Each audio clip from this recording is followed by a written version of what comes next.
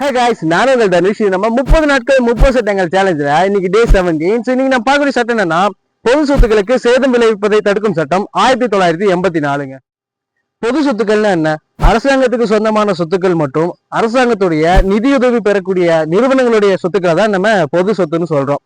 இதுல பஸ், ரயில், school, college plus government offices இது எல்லாமே இந்த பொது சொத்துல அடங்கும். இந்த குற்றம் உங்க மேல நிரூபிக்கப்பட்டுச்சு அப்படின்னா வெறும் சாதாரண டேமேஜா இருந்தாலே உங்களுக்கு 5 வருஷம் சிறை தண்டனையும் அபராதமும் இருக்குங்க. இதே நீங்க வெடிமருந்துகளை பயன்படுத்திருக்கீங்க இல்ல தீய வச்சு கொளுத்திருக்கீங்க அப்படின்ற பட்சத்துல உங்களுக்கு 10 வருஷம் வரைக்குமே சிறை தண்டனை இருக்கும். ஒருவேளை இந்த டேமேஜ் நீங்க ஒரு தனிநபர் சார்ந்தோ இல்ல வேற ஏதாவது அமைப்பு சார்ந்தோ இது பண்ணிருந்தீங்க அப்படின்னா உங்ககிட்ட இருந்து இந்த ரெக்கவரி அமௌண்ட்டை வாங்குறதுக்கு இந்த சட்டத்துல முழு உரிமை இருக்குங்க. ஒருவேளை நீங்க அந்த அமௌண்ட்டை கட்ட தவறுனீங்க அப்படின்னா உங்களுடைய சொந்த சொத்தவே ஜப்தி பண்ணிடுவாங்க. ஒருவேளை இந்த கேஸ்ல உங்களை அரெஸ்ட் பண்ணிட்டாங்க அப்படின்னா உங்களுக்கு ஜாமீன் கிடைக்கிறது ரொம்ப ரொம்ப ரொம்ப கஷ்டம். கட்டலே இல்லையா?